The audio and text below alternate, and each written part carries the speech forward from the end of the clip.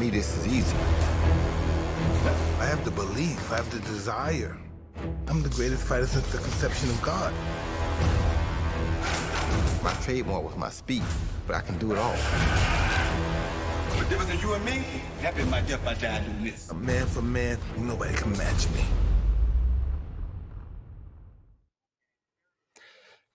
Hello there, everyone. I'm Ariel Helwani. Thank you so very much for joining us here on this very special day. This is the very first press conference leading up to one of the most anticipated, one of the most talked about sporting events of 2020. Who would have thought at the beginning of this year, back in January, that we would be getting ready to watch Mike Tyson, yes, Iron Mike Tyson himself, the legend Mike Tyson, come out of retirement, compete in his first fight in over 15 years against fellow legend, Mr. Y'all Must Have Forgot himself, the great Roy Jones Jr. It all goes down November 28th, live on pay-per-view, and in particular on TysonOnTriller.com.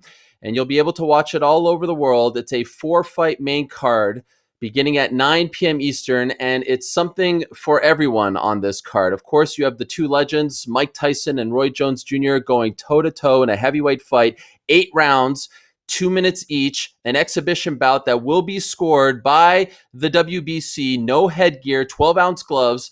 They will be going toe-to-toe to determine who is the baddest man of all time. Also, in cruiserweight action, in the co-main event, we have YouTube sensation, the 1-0 Jake Paul, going up against Nate Robinson. Yes, that Nate Robinson, formerly of the NBA, the 3-time slam dunk champion, making his boxing debut. They'll be going toe-to-toe in cruiserweight action. In light heavyweight action, we'll have Badou Jack the Ripper, going up against Blake McKernan. And kicking off the main card will be cruiserweights Vidal Riley and Rashad Coulter, the former UFC fighter. So like I said, something for everyone on this card. And on this press conference, we will be talking to all 8 competitors on the main card. They will all be joining us from different locations. We'll be joined by the media who will be able to ask questions. Usually I'm the one asking questions. I'll do a little of that as well. But this is all about the media, and fans will be able to ask questions as well. So this is going to be a great time. And I know it's debate season. We've seen some crazy debates as of late. I'll be keeping law and order here, so things won't get too crazy. Actually, I'm just joking. Things are going to get crazy here. So strap on your seatbelt. All right, let's get things rolling here. Let's go. First up, let's talk about Vidal Riley and Rashad Coulter. They're kind enough to join us right now. This is a lot of fun. This is very exciting. Both men right there in front of you. And I'm going to kick things off here for a couple minutes, and then we'll go to the media. First off, guys, and Rashad, I'll start with you. I've had the pleasure of covering your MMA career. Of course, remember your time in the UFC. I know you have one boxing fight on your record. That was 5 years ago. Why are you making the transition now from mixed martial arts to boxing? I just want to say thank you, man. Thanks for having me on the show. It's always a pleasure talking to you, Ariel. And thanks to Triller, thanks to Mike Tyson and Roy Jones Jr. for allowing me to be on the card with them. I mean, boxing is something that I've always loved, man. I grew up watching Mike Tyson. I love Mike Tyson. It's not that I haven't fought in so long. I've always boxed. And if it was up to me, I would have more boxing matches, but I don't. But I'm not crossing over. I've been doing boxing. This is just so happened to be my first fight in boxing in a few years. Okay, and I'm looking forward to it. Now, Vidal, for you, some fans of yours and fans of the fight game will recognize you as the trainer for the very popular KSI. You've been by his side, but I feel like people are disrespecting your skills, my man. You have a very extensive boxing resume. So for those that may not know, or for those that just think that you're, the guy who trains KSI, let the people know where you've been in the boxing world. Well, thanks for having me, Ariel. Let me get into this. It's gonna take a little while, but no, I've been boxing since I was 2 years old. I won my first national title at 11 years old. Continued to win more, so I ended up winning 8 national titles, representing Team GB, captain the England team. Went to the Youth Olympics, European medalist, World Championship competitor twice. So yeah, I've had my fair share of boxing in my life, and meeting JJ KSI, as you referred to him, was a way of propelling me into public eye, but the work's been done behind the scenes for a long time. Okay, great stuff there, and I appreciate you letting us know. In the words of Roy Jones, you almost forgot you actually have your own career. You're not just a trainer. So, all right, let's go to the media now, and I'll call upon Josh Evanoff first of Courtside Sound Off. You have the first question, Josh. Thanks, Daryl. I have a question for Vidal, and I also have a question for Rashad. For Vidal first, you signed with Floyd Mayweather and the Money Team last year, and my first kind of question is, how essential has it been being with fighters of that caliber, being with somebody like Floyd and Jeff Mayweather, and building upon your already amazing background? How essential has that been for you working with a team of that caliber? That's been great. That's been literally what I needed. You know, I don't feel out of place. The reason why I'm signed to is because I'm destined to go into the same place. You know, working with people who have that attitude and their ceiling is so high, it makes you want to fulfill those expectations. So working with Jeff, you know, my new coach, Ortiz Pimpleton, these are people that have been around world champions, been around the highest level for a long time. So when I'm in the ring with them, when I'm training with them, I'm just soaking up all the knowledge that I've already had from the past, combining it, and you'll see how far it goes. Okay, awesome. And then for Rashad, you brought up how boxing was kind of your thing and how you have a background in that. Now, you mentioned how you haven't fought for a couple of years. Was it a bit of a surprise to you to get that call to fight on the undercard of a Mike Tyson, Roy Jones fight against somebody of, you know, high stature and high caliber like Vidal is? No, man, it wasn't a surprise to me. Man, I'm blessed and I'm highly favored, man. So it didn't surprise me that a door was open on a card of this magnitude. But man, listen, I hear that he's been around for a long time and he's, you know, he knows boxing. He grew up boxing. I'm just grateful that they gave me the opportunity to even step in there on a card like this. And the truth of the matter is, the only reason why they're giving me the opportunity is because they think it's gonna be an easy fight. But I'm okay with that. And like I said, I do appreciate Vidal. I appreciate Mike Tyson and Roy Jones for even giving me the opportunity to display my skills on such a high magnitude card. Josh, thank you very much for the questions. Before we get to our next question, I just have to ask you, Vidal, do you agree with what Rashad just said? Do you feel like this is an easy fight for you? No, like I don't think any fight is easy. No, I don't think any fight is easy, but if they end up being easy, then that's just how it goes. You know, I prepare for a tough fight. I always prepare for the highest level of competition, opposition, but, you know, that doesn't always happen. So I'm trying to repeat that process throughout my whole career, and I don't see why November 28th should be any different. Okay, again, as you just said, November 28th on pay-per-view, Tyson on Triller.com. Let's go to our next question. Let's go to my man, Michael Fidel of The Body Lock. Michael, you're next. Thank you. Question for Rashad. Rashad, obviously, many MMA fans will recognize you from your UFC career appearances on UFC 211, UFC 225. In what ways has preparing for this fight, a boxing match, been different for you? Who have you brought in as far as training partners, and how are you approaching returning to the boxing ring after a lengthy MMA career? As far as that goes, man, I don't really have to bring anybody in. People think that I haven't done boxing, but you got to understand, man, my very first sparring session ever in boxing was right in front of Derrick James and Errol Spence Jr. I've been around EJ, I've been around Charlo, I've been around Maurice Hooker, I've been around so many boxers since 2014. I mean, I've sparred like Alex Clarkson, I sparred Adrian Taylor, I sparred Cam Awesome, who has like almost 400 amateur fights. So me seeing Vidal's credentials, it doesn't scare me because I've been in there with guys who have the same credentials, or no disrespect to him, or even greater credentials than he does. So I feel like I'm right at home, man.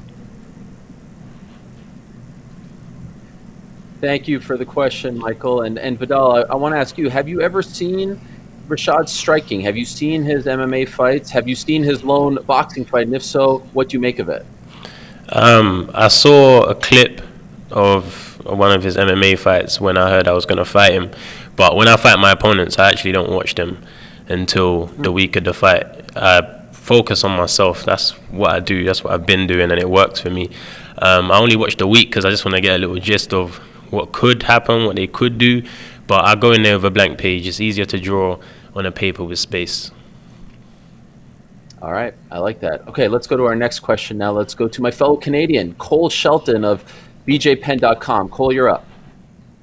All right, thanks, Errol. Question for both these guys is Vidal, UFC coach KSI. You said you're stopped coaching. What's training camp like now that you aren't having to focus as coach? Because you were coaching a lot of those UK guys at KSI and it's on Gib. Now it's fully focused on your fighting career. You know what? I feel the same. I feel the same because I managed to separate my responsibilities, and that's why I step away from one or I do the other, because I understand how much dedication, focus, and time it takes to deliver and be the best in both. So when I'm coaching the guys, it's not a distraction away from my career because I'm solely focused on them. And then once that's done and they're resting and they're doing what they've been doing for years, I go back to what I've been doing for years, and the focus remains the same. So no distraction. Obviously, it's not like a background thought, but I feel the same. Mentally, same stuff. And then, Rashad, go ahead. Go ahead, Cole. You kind of brought it up. Do you think you're being brought in here to lose because Vidal Riley signed to the Mayweather team, undefeated? He's kind of this highly touted prospect out of England. Is this a fight they think you're going to get smoked in? Sheldon, what's up, man? What it do, man? No, it's not. But here's the thing. That's boxing. I mean, it's no secret to how boxing works. Boxing tries to build a fighter, so therefore they bring a fighter in that they feel as though it's not up to the caliber of the person that they're trying to push, and they want you to lose. But in this aspect, it's not the same, man. Of course, they think that I'm just an MMA fighter. They think that I don't know boxing. They think that MMA fighters don't use their jet. All these things. To me, that doesn't matter. Like I said, I respect my opponent. I respect all my opponents as far as what they do, where they come from, and the hard work that they put in. But listen, man, I took a fight in the UFC, my debut, on 9 days' notice in front of 20,000 people. I fought on huge stages, and I actually got moved up to the main card as I was going to the arena. I was supposed to be the first fight of the night. On my way to the arena, they stopped me and said, hey, man, we just moved you up to the main card. So pressure for me, I'm built for pressure, man. I'm built for pressure, and some people are not. But when those lights are on and when I get hit, everybody's credentials is going to go out the window. It's going to boil down to who got the heart, who wanted more, and I feel as though, man, when people fight me, after they fight me, they feel as though they would never want to fight me again because I'm going to push you to that point to quit. All right, one last question for Vidal and Rashad. Let's go to Harry Davies of SB Nation. Harry, you're up. Hi, Rashad. Hi, Vidal. How you guys doing? My first question is for you, Rashad. Obviously, yes, you turn 39 next month, and I was just wondering what's next for you after this fight, and if it depends on the outcome. If it goes well, do you stick in boxing, and if not, do you maybe go back to your MMA ventures? Honestly, man, people, you started the question off with you're 39.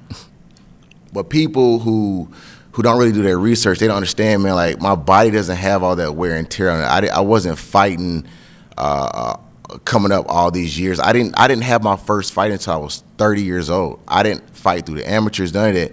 And I excelled to the top, to the highest level of the sport within 5 years. So 39 means nothing to me. I'm ready to fight. I'm ready to go. I'm going to put on a show. And what's next for me, would I like to stick to boxing? Of course, man. But like I said, the boxing game is so crap. It's not like when I beat Vidal that they're going to be, okay, we're going to push you. We're going to give you somebody that we can build you with. It doesn't work like that. They're going to try to put me there with another top prospect that they think can beat me. But whatever is open for MMA, I hope it opens up more doors for me for MMA. I just can't get an MMA fight. And I'm always training. I'm always boxing. And this is what my heart is right now. I'm concentrating on this fight. Whatever comes after that, whatever door God opens for me after that, I'm going to take it, man, full speed, because I'm not done. I'm just getting started. Thanks, Rashad. And now for you, Vidal. Obviously, you've already fought at some cards with some big buzz around them. How important is this event going forward for your career, as you continue to build up your record with more and more fights? Of course, it's extremely important because this is this is major exposure to the traditional boxing world. You know, I've accumulated a great following through another community, through my other ventures. But when it comes to boxing, especially over here in the States, this is a good statement for me to show my skills and prove what I'm saying about how long I've been in the game is actually shown in the ring. So yeah, it's a great stage. We've got two legends in the main event, my favorite fighter, Roy Jones, in the main event. And these things are all blessings and all opportunities, and we got to take them when they come, and we got to maximize the opportunity. That's what I'm looking to do. Harry, thank you very much for the questions. And Vidal and Rashad, thank you very much for joining us. Good luck to you guys on November 28th. Man, thanks for having us, man. I appreciate you. Thank you, Ariel. Appreciate you. All right.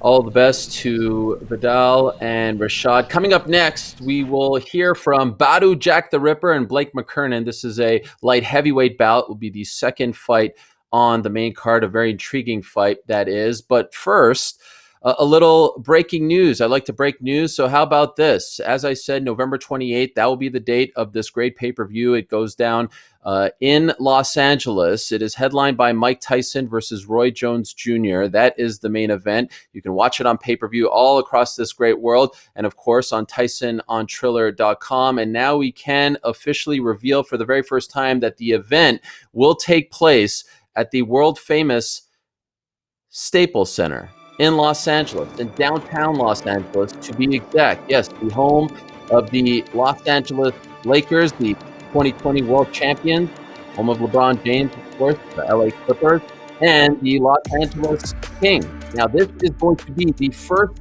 sporting event at the Staples Center since the pandemic. That's a really big deal. Now, unfortunately, as of right now, fans cannot attend.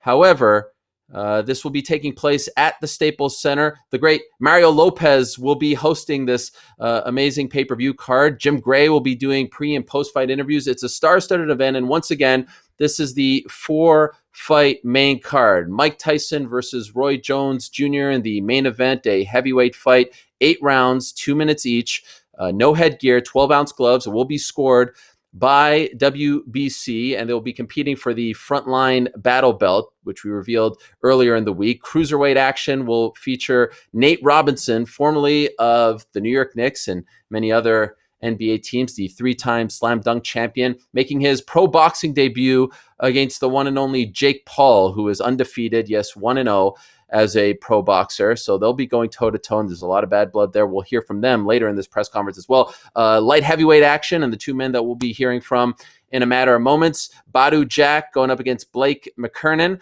of Sacramento, the 916, I do believe. And, of course, the first fight of the night, the two men who just joined us earlier, Rashad Coulter, formerly of the UFC, former MMA fighter. He says he is not done fighting in MMA, but for now he'll be going back to the world of boxing. He has one fight in the world of boxing back in 2015, going up against Vidal Riley, who is undefeated. For now, though, let us say hello to Badou Jack the Ripper and Blake McKernan, who are next up to join us. It is a great honor to be joined by these two gentlemen who I do believe their future is so bright they both have to wear shades. That's how exciting this fight is. Blake and Badou. Oh, okay, Badou doesn't... you didn't like my joke, Badou. Okay, fair enough. Great to be joined by you guys. Badou, let me ask you, you have one of the best records on this card. Boxing fans certainly know who you are. You're no stranger to big events. Were you familiar with Blake when you were offered this fight? And if not, what did you think when you were offered this fight? No, I'm definitely not familiar with it. Still, I'm not. And, it was supposed to be an exhibition at first. So, I was like, I wasn't really into exhibitions. Then they said, no, it's going to be a real fight. So I guess this is the guy they picked, and, it's just another day at the office.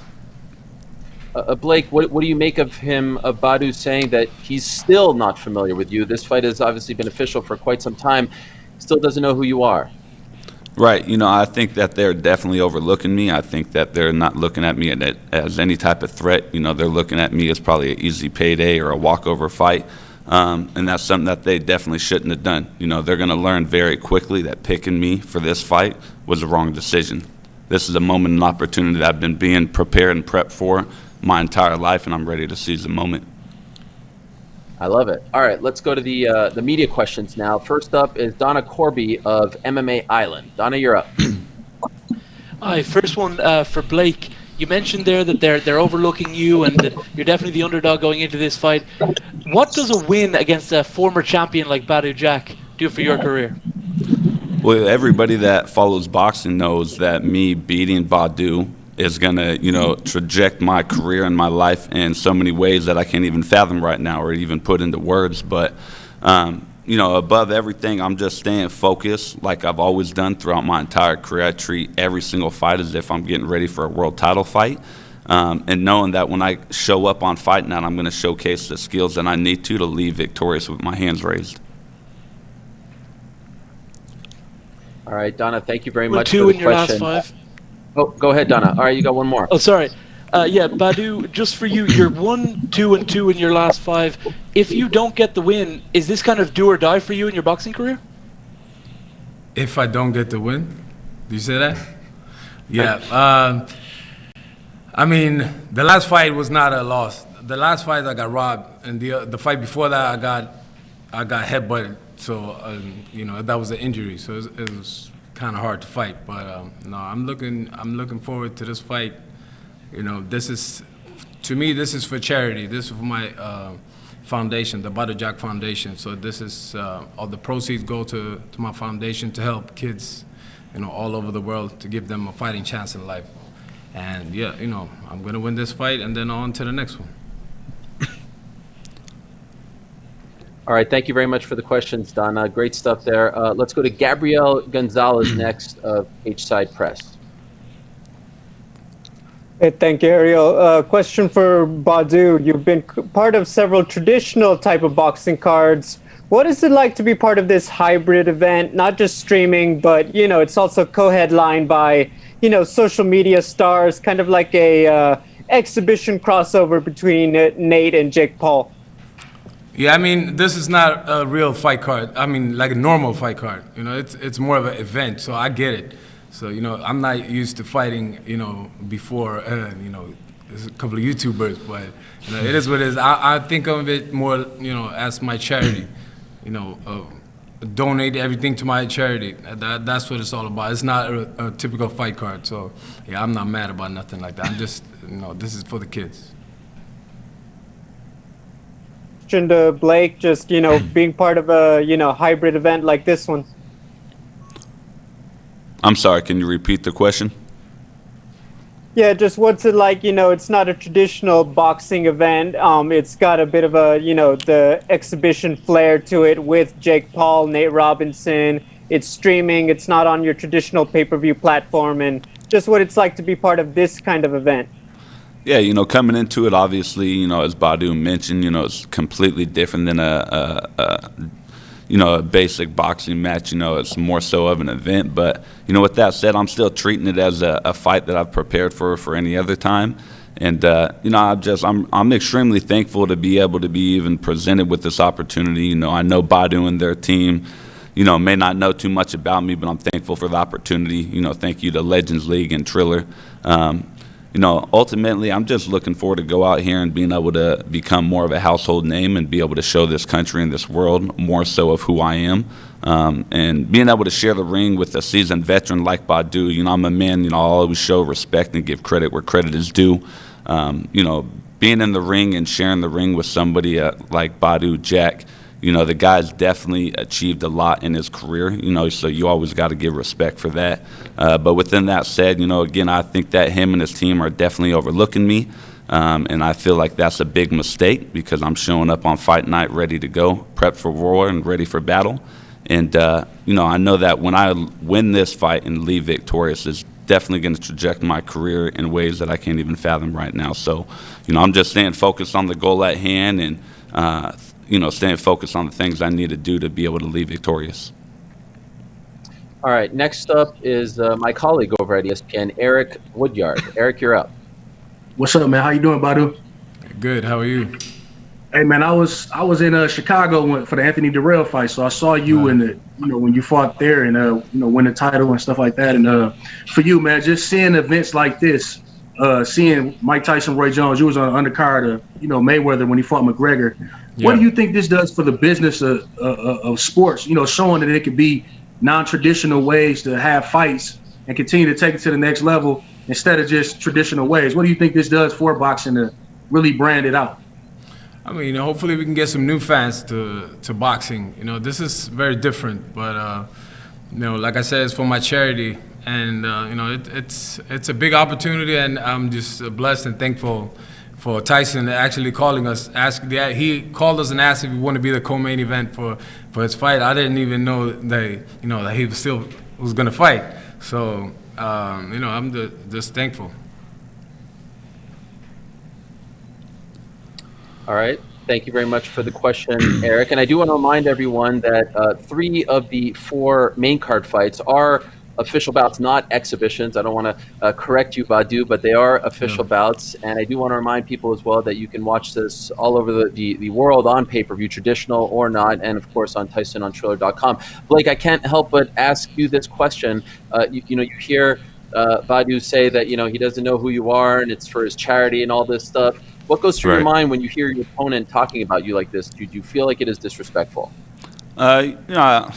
People could take it as that. It's kind of, comical to me. The fact that the #1 rule in boxing in life is you should never underestimate anybody because you never know what anybody's capable of doing, right? In the sport of boxing, you never want to look past the fight that's right in front of you.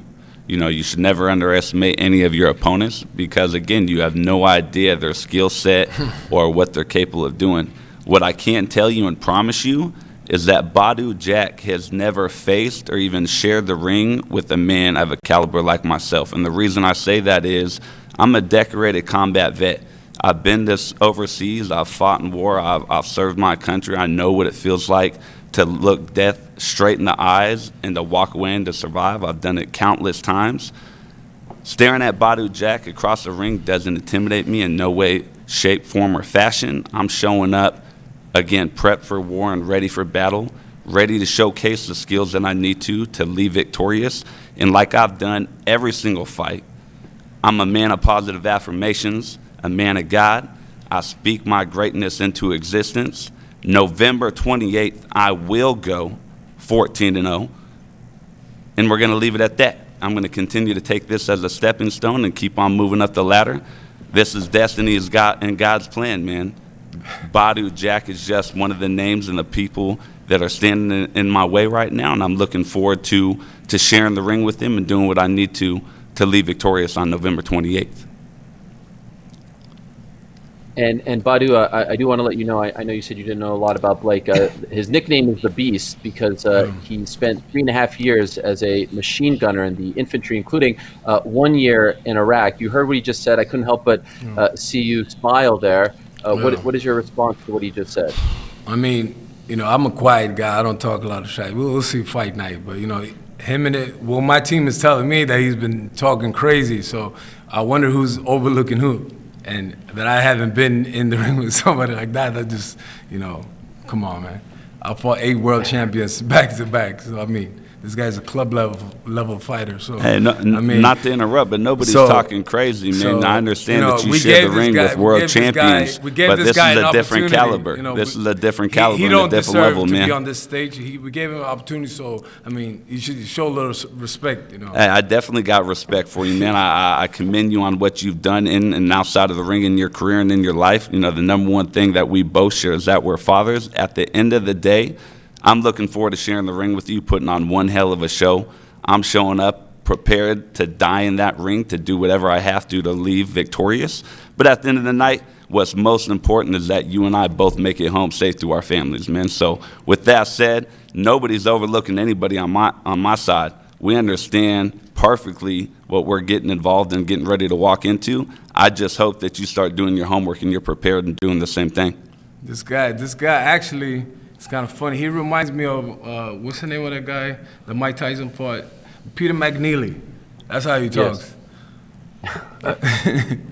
But it's all good. It's a fight. What are you going to say? Yeah, I'm going to go in there and get my ass kicked? No. Of course. He got to believe in himself. And, this is the Hurt Business. Tune in to November 28th. Badou, let me ask you, between now and November 28th, will you watch a single second of footage of his previous fights? His team's already been watching footage of me. They've already been putting tabs on me. Oh, nah, okay. Nah, but not your really. response, Badou? Nah, I don't. I mean, I fought so many guys. I had 150 amateur fights. I fought so many great fighters. So, yeah, I'm not really worried about him. But I respect any man that step in the ring with me. You and me both. Looking forward to sharing the ring with you, Badou, and I'll see you fight night, bro.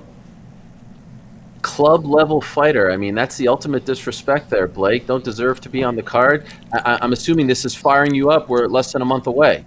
Hey, man, I'm over here smiling. It's humorous to me. You know, the fact that, again, he thinks that I'm a club-level fighter, it's okay. I understand, I'm 13-0. I'm, ranked top 16 in the country in my weight division. Badou needs to beat me in order to save his career. That's what they need. Even though he has had some very tough fights, he's fought numerous world champions. Again, I give him credit where credit is due. The guy has had a phenomenal career. But he hasn't technically won a fight in 3 years. Him and his team need me to be an easy walkover fight to, in a sense, save his career. I believe that Badou, correct me if I'm wrong, he turns 37 before we fight. In my opinion, looking at his age and his record and how long he's been fighting, Badou's, in a sense, on a downward trajectory in his career. I'm on an uphill, in my career. And, I'm just looking forward to, after winning this fight, seeing where this excels me to. Well, I love it. If you weren't looking forward to this fight before this afternoon, I feel like I could speak for everyone and say we are looking forward to it now. Tremendous stuff, guys. Best of luck in the final month, and we look forward to seeing you on November 28th. Thank you, brother. All right. Badou Jack the Ripper and the one and only Blake McKernan. Now, coming up next, Jake Paul and Nate Robinson will have their turn on the mic. Are you having fun yet? Because I sure as heck am. November 28th, pay-per-view, Tyson on Triller. Like I said at the top, something for everyone. A lot of people have been reaching out to me. My guy Daniel Cormier called me today. He said, Nate Robinson is going to be competing in boxing. The 3-time slam dunk champion is going to be stepping into the squared circle. And I said, yes, DC, that is in fact true. It's Nate Robinson versus Jake Paul in the co-main event. You see them right over there. Of course, we heard earlier today on this here press conference from Rashad Coulter, the former UFC fighter, and his opponent, Viddal Riley. Just heard from Badou Jack the Ripper and Blake McKernan, who has a phenomenal backstory. I touched on it a little bit, didn't give him his proper due. So do read up more on Blake's backstory and what an opportunity this is for Blake. And then, of course, you have Jake Paul, the younger brother of Logan Paul, who have taken the boxing scene by storm. He is 1-0 as a pro boxer, and he is going up against Nate Robinson. He has been engaged in a war of words with multiple fighters, the likes of Ryan Garcia to the great Bellator fighter Dylan Dennis, all trying to get their shots at Jake Paul. Ben Askren as well, the former UFC fighter, won championship and Bellator champion. But for now, it is Jake Paul versus Nate Robinson. We will be hearing from them coming up next. But first, I don't know if you know this, but over on the Triller app, there's been a great docu-series that's been airing leading up to the big Mike Tyson versus Roy Jones Jr. fight. Here's a teaser in case you missed it.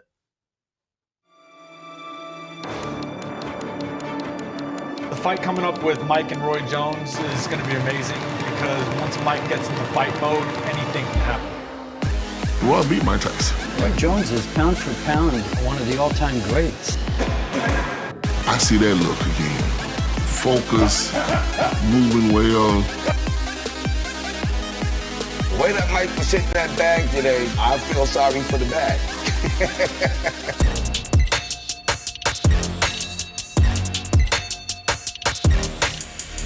On this shirt right here, it says 44. Hey, yo, who wants to be 45? Not the RJ.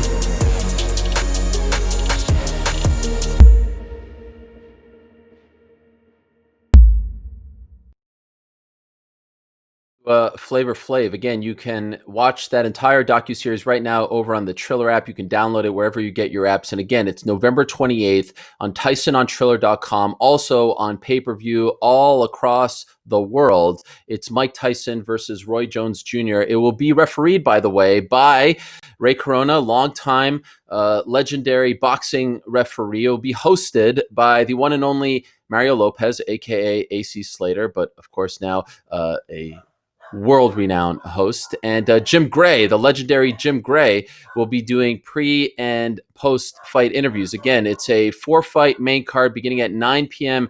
Eastern Time. And as we announced earlier here on the press conference, it will be taking place at Staples Center in downtown Los Angeles, the very first sporting event since everything essentially shut down in this country back in March. I do believe the last sporting event to take place at Staples Center was in early March, the first week of March, a hockey game, a NHL game between the Ottawa Senators and the Los Angeles Kings. Of course, Mike Tyson and Roy Jones Jr. will be competing for the WBC Frontline battle belt that was revealed earlier this week. That is the main event. But for now, let us go to the two participants in the co-main event, the one and only Jake Paul, the YouTube sensation, who is here joining us, I do believe, via the phone. You see his picture right over there. And the three-time NBA slam dunk champion, the former New York Knick, the former Boston Celtic, the former Chicago Bull. The list goes on and on. The one and only Nate Robinson, who is making his pro boxing debut on November 28th. There is Jake Paul. His hair is joining us. Jake, are you with us right now? What's going on over there? Everyone showed up. Where are you? Nothing. Where are you joining us from, Jake? I'm just chilling, man. I came to the hospital to get a little checkup. So, yeah, that's where I'm at right now. But, bro, thank you for having me, bro. Huge fan. Well, thank you. What happened to you, Jake? Why are you at the hospital? We were having a little morning practice, and my team was afraid that I was turning into Iron Man. I punched a hole through a car. Okay. Nate, what do you make of this? Are you worried that Jake isn't going to show up in a month? Nah, he has to show up, man. This is his duty too. Okay, well, we all look forward to it. Let me ask you, Nate. A lot of people have been asking me, is it really Nate Robinson? Like Nate Robinson, slam dunk Nate, the three-time champ, the former Knick. He's coming to boxing. Could you tell people why you are doing this? Why have you decided to cross over into the world of boxing? I mean, first and foremost, man, I want to just thank God for the opportunity. This is a great opportunity for myself and for my friends and family and everybody from Seattle and Oakland, California. So I just want to prove and show people that I'm one of the greatest athletes to ever walk the earth. I love it. And if anyone's been following you on social media, they'll know that you've been putting in the work. You look tremendous. So, all right, let's go to the media questions now. Jake, hopefully you're still good to go and you'll be able to answer some of these. Corey Erdman of Boxing Scene, my fellow Canadian, up first. Thanks, Ariel. Nate, I wanted to ask, and you brought up, obviously, your athleticism. Having been at the highest level in both basketball and in football and now going through a professional boxing training camp, can you describe for us what the difference is between being in football shape, in basketball shape, and in pro boxing shape? Oh, man, honestly, man, it's a big difference. Boxing, it's a mental thing. You do a lot of running. It's really physical. Basketball, football, it's a little bit of the same. But for me, shooting, jumpers, and tackling, and guarding guys playing defense is a little bit different than actually getting in the ring, hitting the mitts, and working on your conditioning and working on your mental aspect of the game. Thanks, guys. Corey, thank you very much for the question. Nate, how familiar are you with Jake Paul and maybe his brother as well? They're obviously very big stars. Were you familiar with him when you were offered this fight? His brother, you see his brother on the Disney Channel, Bro, you are dumb, making people laugh. You're dumb. Him You're dumb, on Disney doing so much stuff, man. So I follow Jake's YouTube, of course. How can you not? Listen, he's already interrupting the interview already. Bro, Very because you were the one disrespectful. that started this. Very You're the one that disrespectful. called me out. And You're the for one that me, called it's just me gonna out. be fun to see him You're November the one that 28th. started talking shit on Instagram. My So God. of course you knew who I was. You were saying, "Oh, Jake's never fought a real athlete." Jake's And never I fought a real have athlete. am I lying? Shut- Have you? You haven't. No, Shut you haven't. up. You're fighting only Shut YouTube. You up. and your That brother doesn't only mean fight anything. YouTubers. That's it, bro. So you're gonna fight a real athlete And for who the have first you time fought? in your life. And who have you fought? You fought nobody. Don't worry, I ain't You fight suck. nobody. I fight you. I'm gonna fight you. You I'm gonna suck, beat your Nate. ass. I'm gonna beat your You're ass boring and you suck. too. I know, man. Just come bring that same energy You November know you're 28th, boring. bro. You know you're Yeah, boring and I'm you know very you boring. suck. That's good. At least you know Very something. boring. But you sure as hell don't know how to box. You I sure don't. as hell don't know I how don't. to box. And so once you show me November 28th, bro. That's all you I'm got to gonna do. show you. Thank you. That's Thank you. what I'm gonna do, Nate. I'm gonna That's do what that I'm for you. talking I'm gonna about. show There you go. There you go. You asked That a for boy. it. You That a asked boy. for it. I All right, did. Christmas. It's Christmas time, and I'm gonna give you everything you asked for because I'm Thank Santa you. Claus, baby. Appreciate Woo! it. Thank you, baby. Appreciate it. All right, guys. We'll go to our next media question. Let's go back to Eric Woodyard of ESPN. Eric, you're up. Hey, what's up, Nate? How you doing, man? I'm good. How you doing, brother? Man, got a chance to catch up with you before, man, a few weeks ago. But two-part question for you. Obviously, you spoke about the mental aspect of, trying to, get into this teams. You used to being a team sport guy. So, training for something where you're the only guy, just kind of talk about that process. And have you ever been this motivated to do something? I hear the trash talk. Just have you ever been this motivated to do something individually like this right now? Nah, man, it's been pretty good. I mean, besides, getting ready for the draft, my younger days, training in the gym, just me and my coach, getting the shots up, preparing myself to be drafted in 05. That was like pretty much the last time. So now getting the opportunity to come in and showcase what I can do and be ready November 28th it's been fun. Thank you, man. Thank you for the question. Jake, by the way, are you a big NBA fan? Were you a fan of Nate's back in the day? Oh, I'm a huge fan. I'm Nate Robinson's #1 fan. I actually got one of his jerseys, and when I ordered it, there was only one left. So I can't believe I'm so lucky to get a Nate Robinson jersey. And every time I wear it out, they say, "Wow, I've never seen one of those before." Yeah. That's Huge such Nate a Robinson fan. So cap. Huge Nate Robinson fan. Nate, I I asked saw him on for your a picture Instagram- the other day, and he said no. So apparently, he doesn't take pictures with his fans. I think he's a little bit of an asshole, but it's okay. I'm still a fan. You're a fake fan, And bro. It's okay. The problem is I'm going to be bouncing his head off the canvas, and that's the only thing that's going to be dribbling on November 28th, baby. That's all he does is yap. Okay, we'll go to. And by the way, Nate, did you really say no about the picture, or is that not Yes. I don't take pictures with fake fans like him. true? Okay, fair enough. Only my Fair real I'm a enough. real fan, Nate. I bought one of your jerseys, bro. I bought one. Huge Nate Robinson fan, bro. Huge fan. All right, for now, let's go to our next media question. Let's go to Jeremy with Fansided. Jeremy, you're up. Hi, Nate. You had a really nice piece done on you by Eric for ESPN. And you talked about the first time that you stepped in the ring and you started sparring. Can you describe how far you've come from the first time that you stepped in the ring sparring to where you are today as a boxer? Big time, man. Just the progress I've made over the months has been awesome. I think that getting the fight pushed back was a great deal for me. Learning It saved and your life, preparation didn't save anything, bro. Don't worry. But it was just more time to focus and get right. Honestly, and just really show people the hard work that I put into this. Come November 28th, it's gonna be a great show. Thank you so much. Thank you very much for the question. Jake, I couldn't help but notice on Nate's Instagram a couple days ago, he said that you've grown up with a silver spoon in your mouth. You don't come from the mud like he come from. He doesn't even know if you know what that means. He What's knows your what response that to is. that? Nate sounds like an idiot when he says that. His dad was in the NFL and his mom owns a beauty salon. My dad was a roofer. My mom was a nurse. We're from the mud, and he doesn't know shit. I work for everything I have. I'm a self-made millionaire. I'm a self-made millionaire at a young age, and I'd be mad too. I'd be mad too if I was Nate Robinson. But my daddy wasn't in the NFL. I didn't have rich parents. Yeah, my dad like Nate worked. Robinson. So when you say you came from the mud, you don't know shit about coming from the mud. All right, Jake, you're right. Thank you. Right. Once again. You're right. At least you can admit to it. No, I'm not admitting to that, bro.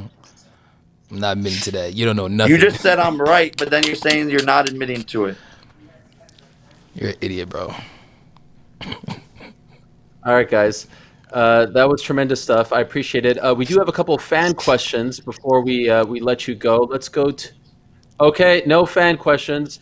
All right, no fan questions, guys. You did so well that we don't need any fan questions anymore. Good. They want to take me off air. Why? Why is that? I don't know why it is. You did a tremendous I think I'm too lit. Nah. You're too hot for this presser. Guys, I want to wish you the best, and I can't wait for November 28th. Jake Paul, Nate Robinson, thank you so much. Bye-bye, baby Nate. Bye-bye. Love you, Ariel. Square. Thank you. Thank you, Jake. There he is, Jake Paul and the one and only Nate Robinson. Coming up next, it is the main event. It is Mike Tyson versus Roy Jones Jr. We'll be hearing from both of these men, Mike Tyson and Roy Jones Jr. Who would have thought earlier this year we'd be talking about these two guys fighting, but they are fighting on November 28th live on pay-per-view, live on TysonOnTriller.com. For more on this matchup, let's throw to my main man, Eric, the hip-hop preacher Thomas, to set it all up.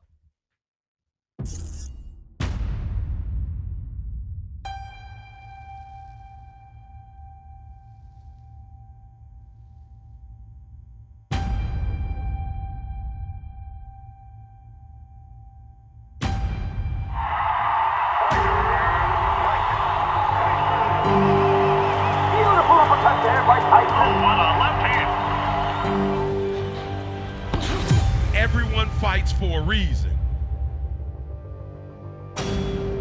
Everyone steps in that ring to prove something to someone.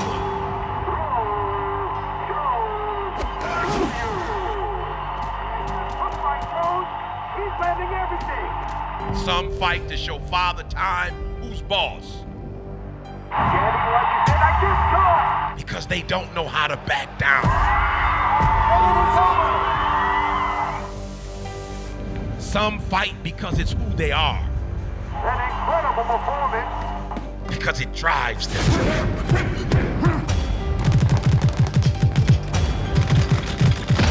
Because it's in them. Because it is them.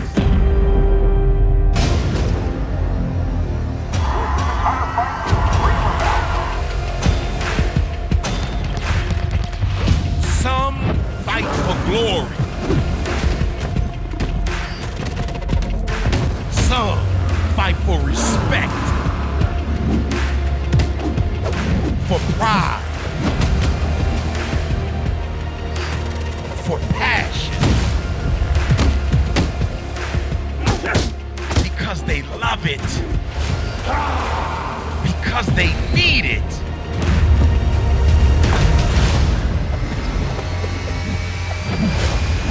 Everyone fights for a reason. Everyone fights to win. Because these are gladiators who aren't afraid to hurt, to be hurt. Warriors who dominate with skill and bad intentions. It doesn't matter why they fight. All that matters is who's standing at the end.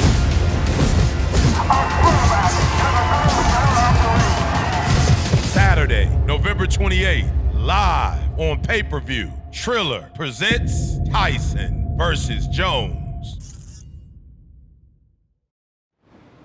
All right, if you don't get goosebumps watching that, I don't know if you have a pulse. Look at this. We've got two of the greatest athletes of all time, two of the greatest boxers of all time, the baddest man on the planet, the one and only Mike Tyson, and Mr. Y'all must have forgot himself, the one and only Roy Jones Jr. Again, they do battle for the very first time on November 28th, live on TysonOnTriller.com. Guys, thank you so much for joining us. This is very exciting stuff and somewhat surreal, if I'm being honest, as a longtime fight fan. Mike, I'll start with you. I think the biggest question that everyone wants to know the answer to is why? Why at 54 years young? Why after you fought over 15 years ago, your last fight? Why are you coming back now? Listen, I just feel magnificent. I've been training. Someone gave me a proposition to come fight. I believe it was Bob Sapp. And at first I said, hey, forget that. I don't want to fight nobody. Then a light bulb went off in my head and said, bing. What kind of rules would he like to fight? And I said, would he box me under Marcus Queensberry? And then they called me, said yes. And then it went from him to someone else, and then from Shannon Briggs to someone else. And now I know I'm sitting here, I'm fighting Roy. And yes, you are fighting Roy, and he's the biggest name of all those names that you just mentioned. Roy, when you were offered this fight against Mike Tyson, what was your initial reaction? I mean, how can you say at a time when we're going through COVID, we got everything that everybody's faced with adversity right now.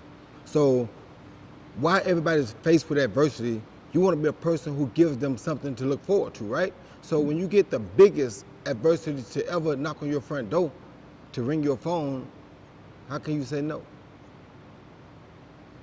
November 28th at the Staples Center, downtown Los Angeles. First up, as far as media questions are concerned, let's go to Gene Wang of the Washington Post. Gene, you're up. Channel's called Viral. Hey, Mike. So I wanted to ask you about your last fight, which was in Washington. Make sure to subscribe to my YouTube channel, man. It's called Viral. What do you recall from that night? Man. Not so much the fight itself, but kind of the aftermath of that fight. As you're leaving the ring, kind of what was going through your mind at that point, and your future. I was happy to leave the ring, man. I dread even being in the ring at that time. I was fighting this for financial purposes and stuff. I was on a whole different. I was on drugs back then. I was a whole different person back then. You know, I have the desire to do this now and the will to do this now. And that guy that was in Washington D.C., he was just a ghost of me. I'm just ready to do this stuff, and I'm feeling really great. And I don't want to. I want the world to see how great I look.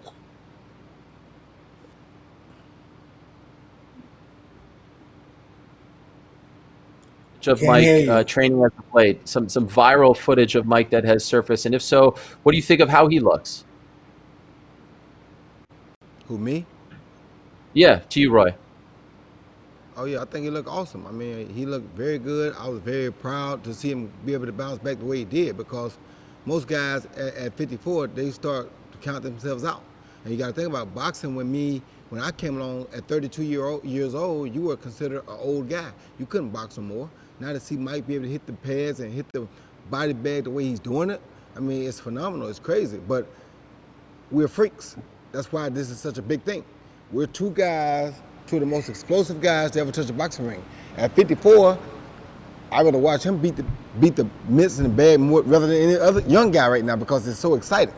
And at 51, I'm so fast that people are looking at it saying they got to be speeding this up. No, they're not.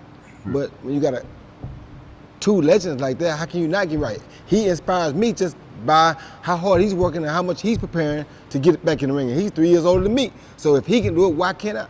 I know I'm smaller, but it's what it is. Harder than anything. Exactly. All right, next up, we'll go to Stephen Keating of Reuters. Stephen, you're up.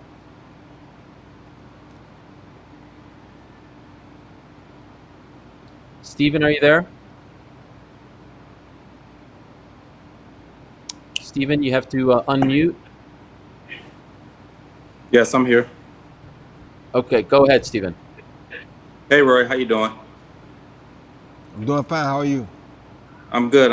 I just wanted to ask, how did you, knowing that you're going against Mike Tyson, knowing what's at stake, knowing that you're fighting 8 rounds with the 12-ounce gloves, do you still prepare with that same intensity that you did back in the day? Do you still train with that same intensity that you did back in the day? Honestly, you have to be a fool not to. You go in the ring with one of the most dangerous men to ever grace the boxing ring. How could you go in there with 12-ounce gloves on, which is only 2 ounces bigger than what you normally fight in? You got on 12-ounce gloves, you know, with one of the hardest punches in boxing history, the youngest heavyweight champ of all time, and you're gonna not prepare to your utmost intensity? Are you crazy? It should be even better or higher than your last time or your most intense times were, because this is a bigger situation.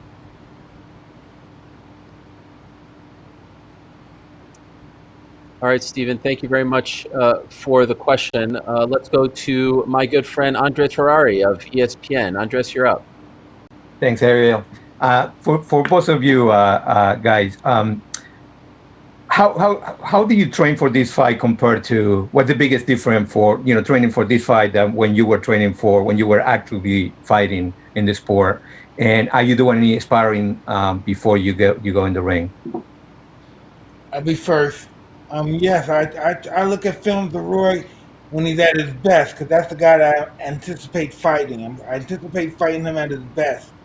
And I'm in the best of shape. And yes, I boxed up to 7 rounds so far. And it keeps improving. And I'm boxing younger guys and hungry guys. And they're ensuring me that from the looks of things, I'm doing very well. So I'm looking really forward to this. And this is going to be something I looked at this, we're going to also do this from a charity perspective. So many people are going to benefit from this fight besides the fighters.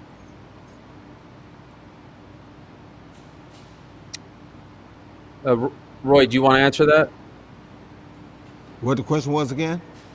It was just how are you preparing for the fight, and are you sparring? Well, I prepare like I prepare for any other fight, because it's like you fighting the great Mike Tyson. How can you not be prepared for that? Secondly, yes, I'm sparring. You better be sparring. I mean, how you gonna be ready to dodge punches if you're not getting them thrown at you not in training? So it'd be stupid to not spar when you're fighting the hardest punch you probably ever gonna face in your life. How could you not spar? You better be sparring and getting ready, and the guys you spar with better understand that you're sparring. All right, next up, Manuk of the Los Angeles Times. Manuk, you're up. Hi, everyone. Thanks for taking the time with the press conference today. I actually spoke with California State Athletic Commissioner Andy Foster, and he described this fight as a straight exhibition, going to be hard sparring.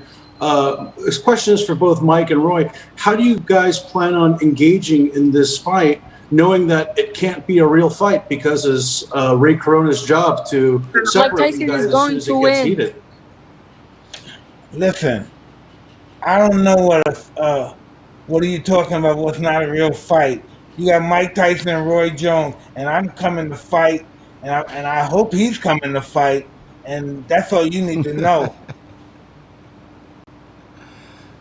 First of all, if you think you can go in the ring with Mike Tyson, the last guy that did an exhibition with Mike got dropped in the first round. And if you don't know that, then there's something wrong with you. So who goes in the ring with the great legendary Mike Tyson and think, oh, this is an exhibition? 12-ounce gloves, no headgear? Really? This is an exhibition? Come on, bro. Be for real. All right, up next, Ollie Salt of the Daily Star. Ollie, you're up. I've got a question for Mike. Mike, given you're obviously considered the puncher in this fight, were you disappointed when it was changed to 2-minute rounds? Absolutely. I'm sure they have their reasons for doing it, but the women fight 2 minutes. But I have to understand, this is bigger than me. It has the charity exponent, and it's not all about me. So I guess the commissioner has more of an input than I do. So who am I to talk? I mean, it's happening that we're doing it. How do you feel about that, Roy? That they moved it to 2 minutes? I'm not happy at all. Like you said, I'm not happy at all. That's for women. I kept fighting to the last minute. I'm like, why are we doing 2-minute rounds? I don't understand that. We're not women. We two are the best to ever do it. Why we gotta go 2-minute rounds? I mean, why? If we can't. If something gonna happen, it's gonna happen anyway. 2 minutes, 3 minutes, 5 minutes. It don't really matter. So for us, what difference does it make? Why cut it to 2 minutes? 2 minutes doesn't do anything for him nor me, to be honest with you. It cheats the fans out of it, because that's their excitement. That gives us a little more time to get a little bit more fatigue, to set up a little bit better shot than we probably could set up in 2 minutes. So to me, it was all advantageous for everybody to keep it 3 minutes. But like you said, it's supposed to be a exhibition, charity event. Okay. All right, up next, the legend, Kevin Ioli of Yahoo Sports. Kevin, you're up. Thank you, Ariel. Question for Mike.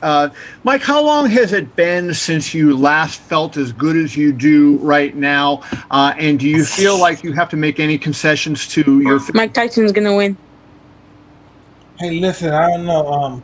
The last time I was 215 pounds, I believe I was, 18 or 17 years old. So I'm really happy with everything that I've been doing. And it's just total confidence and self-affirmation. And man, it's just amazing. I'm just ready to do this stuff. can't even explain it with words. I'm just ready to do this stuff. Mike, I know you say that, when you get ready for a fight, you go to a different place, a different person starts to come out. Do you feel like that person is starting to come out again? Absolutely. I can't even stay with my, the next 30 days, it'll be impossible for me to stay with my family. There's no way for them to live with me. They kick me out the house. So is this a one-off for you, Mike? Or are you planning on several fights? Is this like the restart of a new chapter? This is an organization. This is for the Legends Leagues only. So this is I'm gonna go as long as the league is working. I'm gonna do this, and I'm gonna help a lot of people. And my legend is gonna be that I gave a lot more than I took.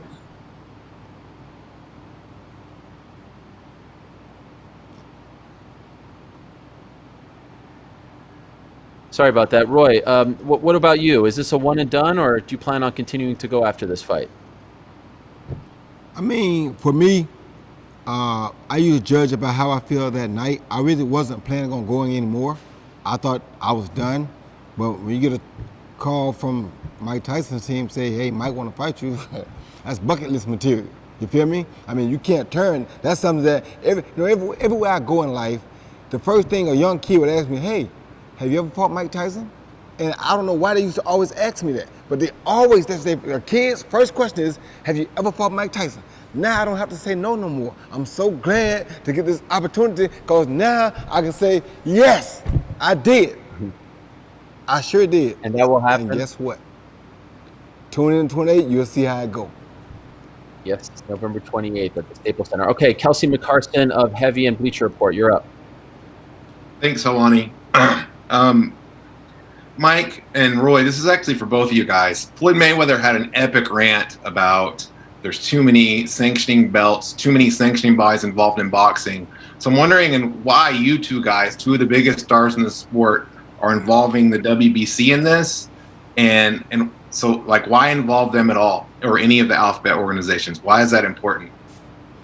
First of all, I don't give a damn what nobody say. It ain't got to do with me. I don't give a damn what none of them say. I do what I do. My business is my business. I don't care what nobody else say. This ain't got nothing to do with him. So he can stay over there in his lane and do what he do. Let me do what I do. Secondly, when I was fighting, I wasn't like them.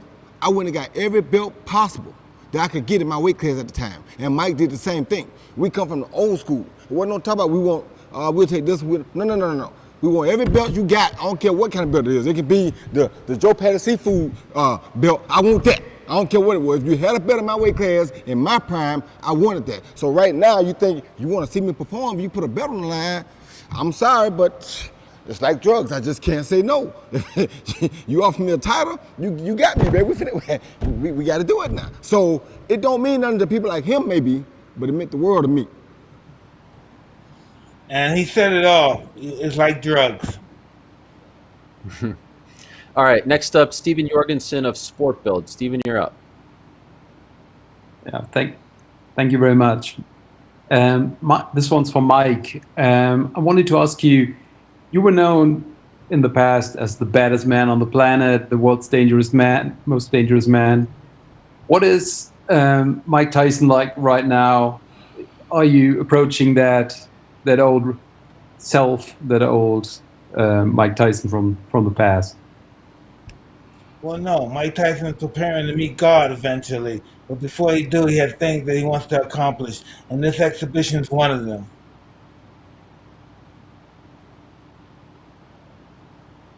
All right, thank you for the question. By the way, Mike, could I ask you, I've seen you work with Rafael Cordero, the great MMA trainer. Will he be your head trainer going into this fight? And why did you pick him? Of all the coaches that you could choose, why did you choose an MMA coach to be your coach?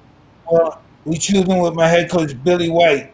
But he's a great trainer. I'm so happy to have him in my corner. The energy that he possesses, it's such a winning idea to have him. Because he's all about winning. He's a great man. I love him so dearly. I have a great team of like family members energy. It's a family energy. We ready to go to war. All right, next up, Aid of BBC. Aid, you're up. Hi, Mike. When you walked away from boxing 15 years ago, you said it was because physically you couldn't perform at the level that you wanted anymore.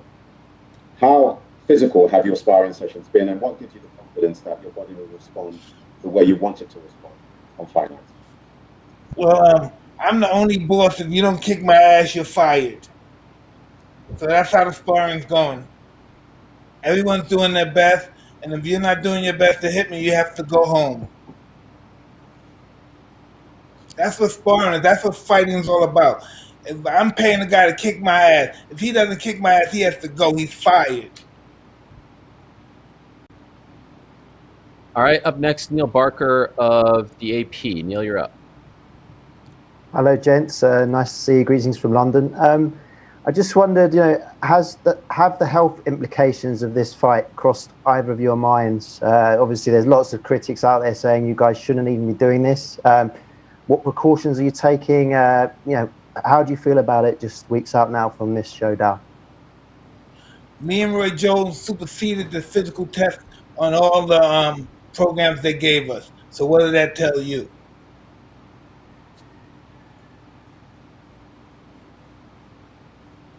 Roy, you want to jump in on that one, or just Mike?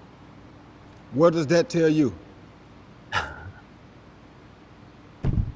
All right, fair enough. Does it bother you? Does it bother?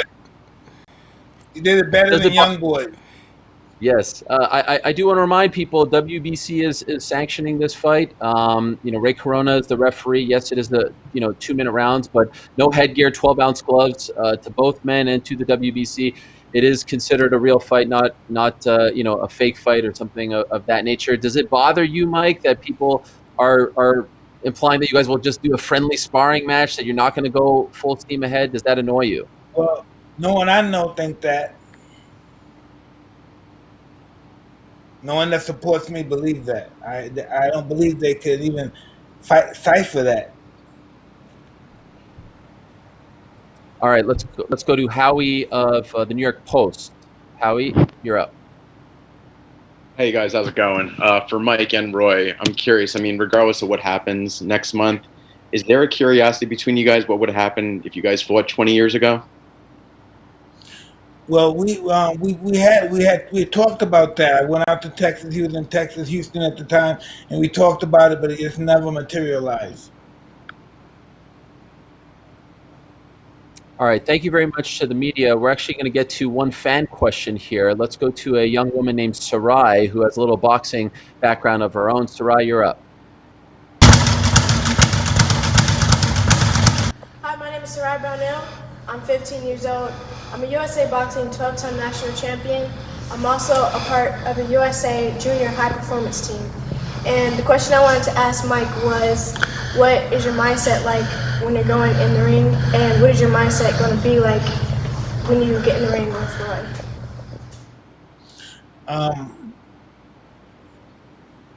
My mindset is totally bliss. This is something I've done all my life since I was 13 years old. I'm more evolved now than I've ever been. My objective is to go in there with the best intentions of my life to disable my opponent. And that's just what it is. All right, thank you very much to Sarai, and thank you very much to Mike Tyson and Roy Jones Jr. Guys, again, it is surreal to see you sitting here in front of us. We are less than a month away, November 28th on TysonOnTriller.com, and also all over the world on pay-per-view. It's going down from the Staples Center in downtown Los Angeles. It's a heavyweight fight sanctioned by the WBC, and no headgear, no rules stopping these two from going full force. We will see who the better man is, the 54-year-old Mike Tyson or the 51-year-old Roy Jones Jr. Thank you so much for the time, guys, and best of luck to you in the final month of training. Thank you. All the best. There they are, the one and only Mike Tyson and Roy Jones Jr. Again, November 28th, live on pay-per-view. Tyson versus Jones. Who would have thunk it? But it's going down in less than a month. Also, Jake Paul, Nate Robinson, Blake McKernan, Badou Jack, and Viddal Riley and Rashad Coulter. Again, November 28th from the Staples Center, 9 p.m. Eastern. TysonOnTriller.com. Thank you so much to everyone who tuned in. Thank you very much to the media. And of course, thank you to all the fighters. We'll talk to you soon.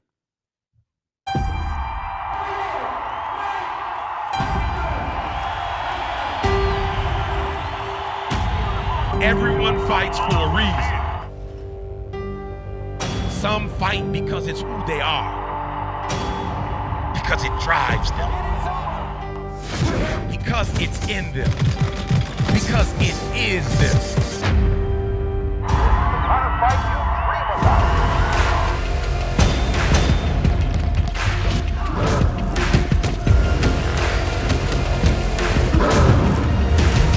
Everyone fights for a reason, to win, because these are gladiators who aren't afraid to hurt, to be hurt. It doesn't matter why they fight.